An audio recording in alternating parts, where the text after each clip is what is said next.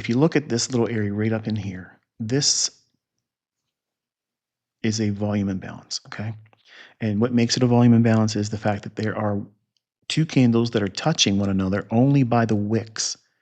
The bodies are not touching at all. So that little segment, that's where my eye jumps to. But I believe because we've spent a lot of time back and forth in here with all these candlesticks, the only real separation from where we are right now in Friday's close to that of this price run here from this short-term high down to that low, this little area here is the only portion of price action that's somewhat broken. In other words, if this was like a metal chain, this would be the weak link. So it's going to most likely, I'm not suggesting it's going to have to do this, but I'm under the opinion that it wants to maybe go back up in there and lay a candlestick back inside this little separation between these two candles' bodies. Then we could see it roll over. Now, if we roll over into next week and just don't even come back up there, that's exceedingly weak. So, all right, and this is the hourly chart, and that segmented little break in price action that I highlighted on the daily chart, that's being shown here on the canvas of a 1 hour chart, as you can see here. So this is the daily volume imbalance. This, to me, it relies on your ability to trust what you've done in the past as a trader. And that's why I'm saying that I'm willing to see it go up here into this volume imbalance. That's what I like to see, because if it can get up there and then reject, it's only gone up to put in that little patchwork on the daily chart. Then it would free it up to expand and explore lower prices below the lows that's been formed here and here. Buy side is here initially because we have this high and we have the slightly higher high. Now, I could very easily just say, well, let me just anchor to that. But because we're in a really prolonged trading range, it could just very well trade above this high and then just bump that high and never get above that high. So when we're playing inside of a large trading range like this, I like to be a little bit more nimble and not require it to do the extremes. So you can make a whole lot of wonderful setups using 75 to 80% of the trading range high and low and never trade outside the range, and use these smaller short-term highs and lows inside that larger range, meaning that this was the high of the range and this being the low of the range down here. If we put a fib on that and put in 80 and 20 as the levels, if every swing high that was at or just above but not the actual high here of the trading range that's being shown here, if you look at the extremes of 75 to 80% or the lower extreme and not piercing the 20%, I believe that you would be able to focus on the ideal little intraday turtle soup formations. They could act as targets or they can act as new entries. But because we're looking at analysis and we're looking for forward thinking setups, the sell side that I like is here, right there. Notice that it's below the low here and this low here. Now, why am I making the jump to this low here?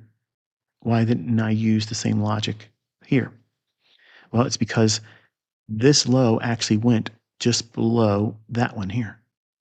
So this is already lower than that one.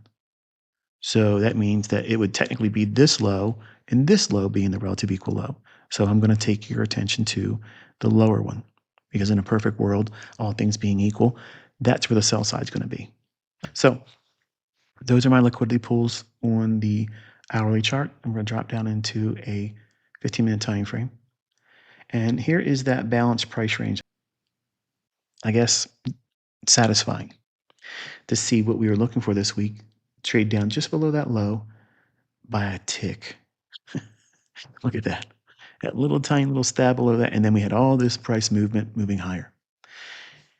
We're going to break down Friday's price action, but I want you to take a look at this 15-minute time frame and think about why price went to this level here before closing. All the way from this low, all the way up here. Why did it draw here? So I want to take your attention to that candlestick right there. That's 10 a.m. on Thursday. Okay. But that 10 o'clock candlestick right there, I want you to annotate that. Okay. Because we're going to refer to that at the last few minutes of the review, if you will. All right. And it's the 5-minute chart. But again, in that same proximity, right in here, I want you to look at that on your chart as well. I'm going to annotate that.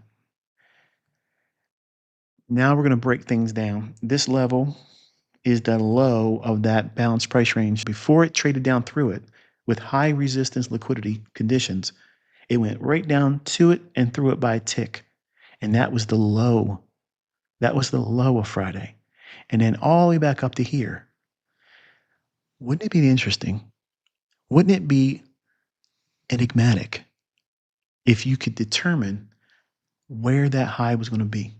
Looking at that price run from that low, mouse here, that low up to here.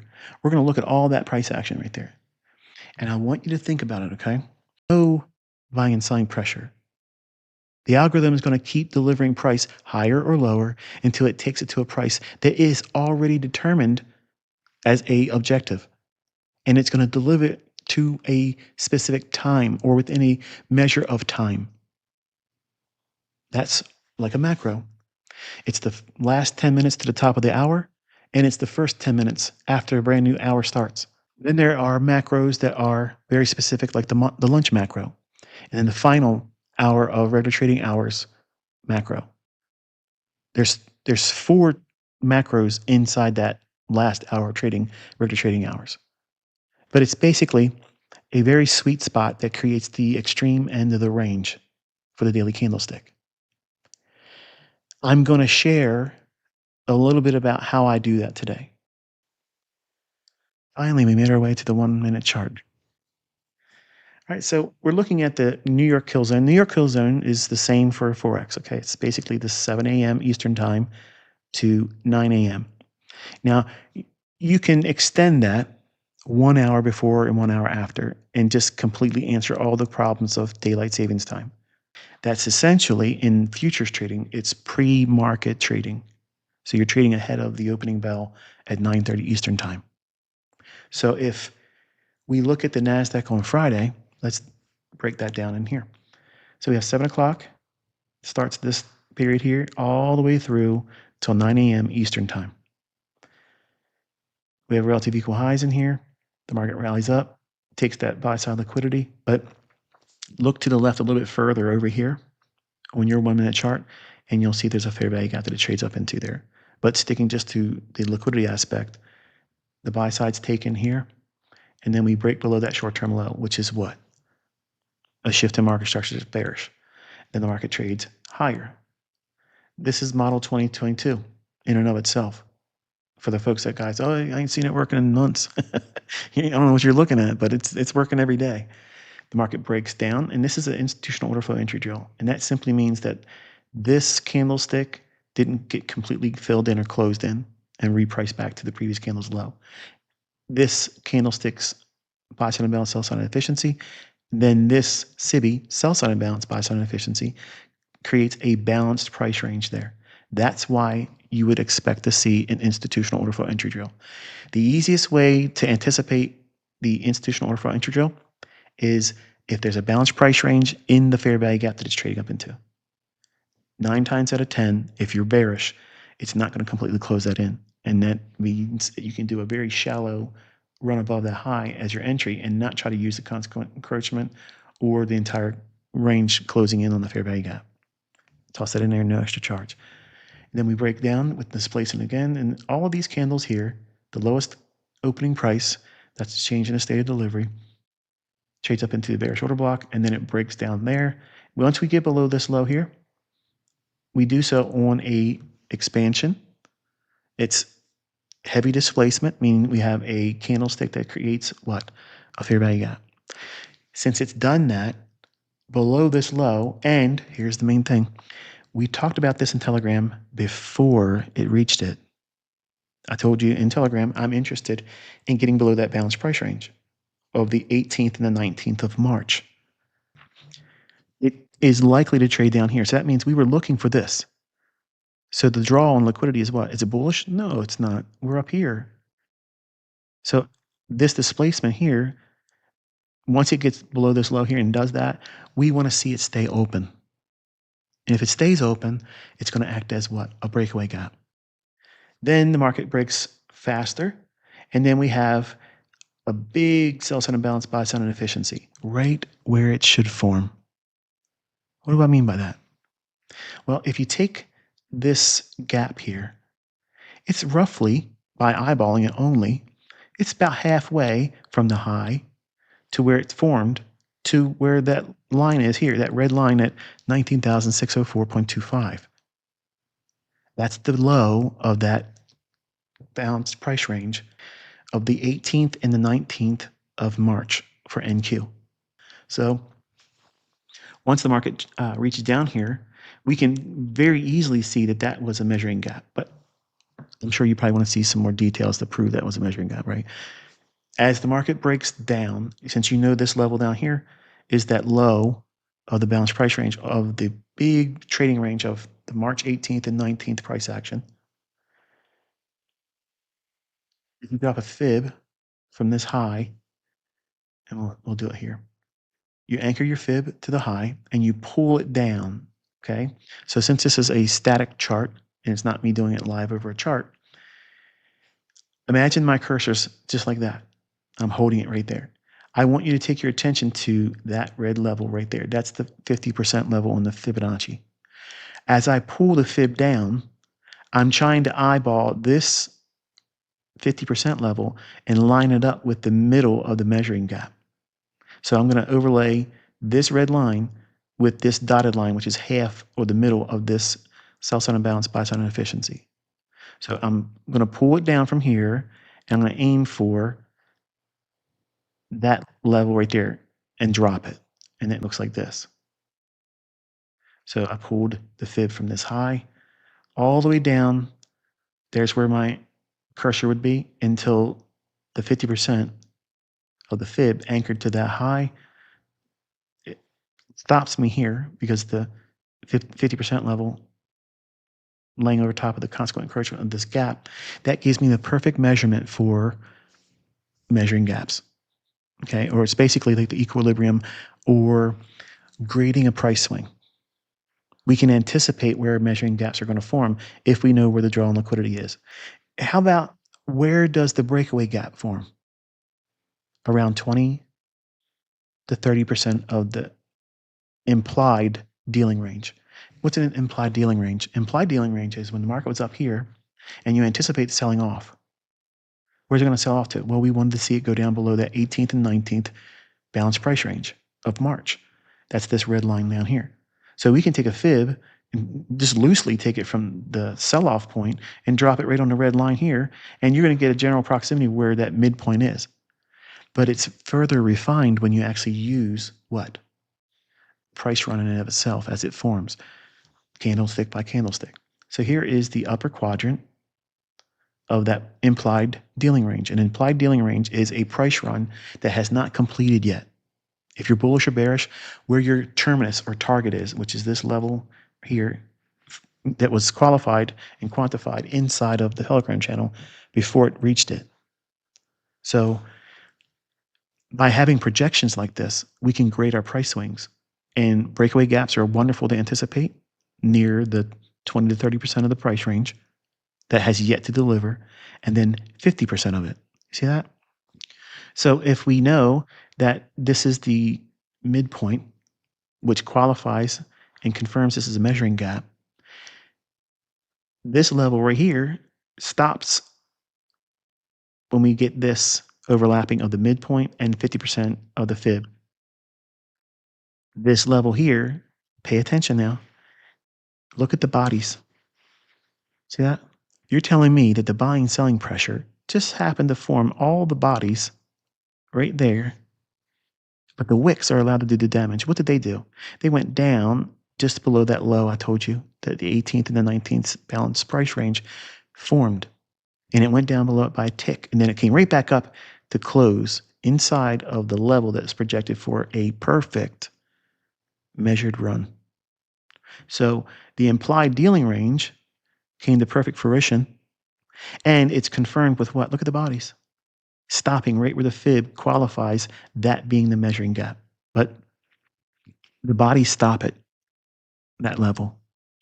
The wick goes to where I said it was going to go by one tick or two and says, that's it, we're done. So the bodies confirm that has been delivered perfectly. And the wick has told you what? The damage is done. We traded below that 18th and the 19th price action, that balanced price range of choppy range bound block of price action. We've done it here. And then we had this run above this short-term high right there. What is that? That's a shift in market structure. So we can anticipate the market doing what? Going higher if it breaks out and starts running. We see it deep dive, doesn't take out the low, but the bodies are doing what? What are they doing there? Staying in that level of that implied dealing range. Then it starts to rally. There's details in here that we're going to ferret out, but you can anticipate price doing what? Breaking this high. Now, why? 9:30, we have the opening range. The opening range is 9:30 to 10 o'clock Eastern time. I want you to think about how the opening range of 30 minutes, what do we do with that information? Well, obviously you have to know the low of it and the high of it. And that's what I've annotated here. So by having that range defined, we start looking for first presented fair value gaps. Now, if you're an order block trader, you're going to wait for the first order block to form. That's salient to your bullish or bearish stance on the session. It may be breakers. It may be a institutional order flow entry drill. It may be a propulsion block. It might be a volume imbalance. It might be anything that I've ever taught. That's your TD array. But I'm pushing the first presented fair value gap because it's good. It's like a silver bullet. It's like it's there. It's always going to be there. But there are some aspects to first presented fair value gap that I want to include here today. If you have a very small, and there's going to be times where you look at the individual price action of any given day and you may question, is the first fair value gap really valid or should you use another one? And the general rules are this. Obviously, when we're looking at inside this range, from this candle's high to that candle's low, that's the actual range. But the range in time is here from 9:30 a.m. Eastern time to 10 o'clock Eastern time. So you're having to look inside that portion of time for the very first presented fair value gap or the very first PD array that you're going to employ as your model. The easiest one to spot is the fair value gap. All you have to do is narrow your focus down to the first 30 minutes because the algorithm is going to leave something there for smart money. It's coded to do that. Moving range, 30 minutes, 9:30 to 10 o'clock Eastern time. You're looking for the very first presented fair value gap. If the gap, as you'll see here, that's the very first one. See it? There's no other fair value gap on the 1 minute time frame forming prior to that right there. Now, would you agree that that's a very small fair value gap? It's minuscule. And it really didn't do anything, did it? Did it take price down to take a lower low out? No. So there's one strike against it. We already made the low of the day at a level we anticipated. So if we went down here, isn't it likely the market's going to go higher anyway if it rejects like it's done here? We have a shift in market structure. And then we're inside of the opening range of 9:30 Eastern time. So we're only coming back down to test that low. And it didn't even get down to the low of that 18th and the 19th balanced price range. So as I teach, the signatures are we want to see levels fail. We want to see PD arrays fail. Think about it. Why didn't it go down below that low? Surely there's somebody down there, a collection of individuals that are long. If they're long, what's going to be below that low? Cell stops. Why couldn't it get down there just to go one more time? What's the logic that says, nah, it's not enough? And there wasn't enough sellers there. The selling pressure was abated and the buyers came in. There's more buyers. Why? Tell me why. Why right there? You're just going to give me an opinion. But what I'm going to show you today is not opinion. It's facts. It's time-based delivery. But without stealing the thunder of that portion of the video, let's go into this in a little bit more detail. Small little gap like that. That's the first presented fair value gap of Friday. It's a fair value gap that's a SIBI. So that means generally that would be treated as what? It trades back up into it and sell off. But that's canceled out because we reached our target. Now we have a shift in market structure here, and we didn't take out the low there. So we're inside of the 9:30 to 10 o'clock opening range. So if we take out that high, we really have what? We have a move outside of the opening range higher when it should be bullish because we've hit our target for the week and we rejected it here. So wouldn't it be favorable to see a larger fair value gap than this one that's in an opposing direction? If this is a SIBI fair value gap, in other words, it's a down close candle, this is what you'd see the opposite of, which is a BISI, buy side imbalance, sell side inefficiency. And notice the difference in contrast of its displacement. Significantly larger, isn't it? This would be your very first presented fair value gap within the context and narrative of what you have in price action here. This is what I'm doing. I'm looking for things that have a greater displacement that is in the context of the narrative, what I think price is going to do. So this would be your first presented fair value gap because it's a larger displacement and much more significant than this little tiny thing here, okay?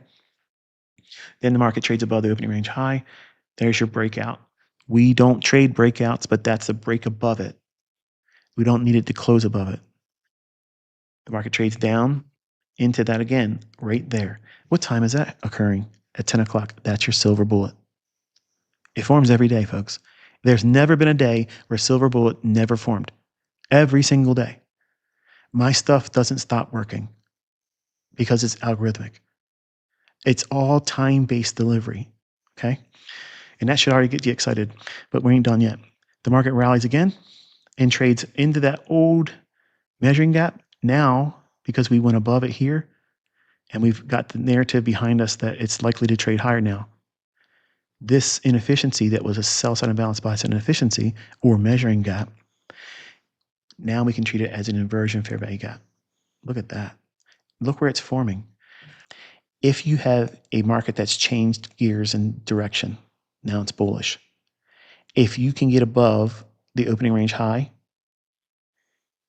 and if there's liquidity obvious in the charts, here, this gap over here, when it was going up to run the liquidity out, that's a buy side imbalance, sell side inefficiency. But when the market changed gears, that turns this into what? A premium array in the form of an inversion fair value gap. The market goes down into the opening range high and the low of this inversion fair value gap. That was the measuring gap. So it's forming basically a pseudo market maker buy model. Okay, that's what it's basically forming. Bodies real close to inside that inversion fair value gap, but it hits the opening range high and then creates another fair value gap there. Trades outside of that inversion fair value gap, comes right back down again. Here you go. This is another silver bullet inside the hour of 10 o'clock. Displaces to the upside, runs the buy side here, and trades right up into the inversion fair value gap. And we don't even need that buy side taken there for that. Those are two trades right there that are beautiful. Right away, you can see that there are times when we can use the actual opening range that the algorithm is going to refer to. Moving forward in time, here's that inversion fair value gap that was projected over here, and that buy that was running off of that. Then the market retraces and trades down. And what is it doing? It's trading back inside of the opening range. I'm not saying opening range gap. It's the opening range. It's the first 30 minutes, 9:30 to 10 o'clock Eastern time. Now, I have added the Fibonacci to the opening range, low to high. That's what I did here. And I added the upper quadrant and the lower quadrant. Now, if I'm bullish on a market and it trades down inside the opening range, I'm going to be watching that upper quadrant. That trading down into that upper quadrant of the opening range, the first 30 minutes of trading, 9:30 to 10 o'clock, that's algorithmic. It's also occurring at a very specific time. This is where the lunch macro begins. 11:30, right here, overlapping of what already has happened. What's happened already?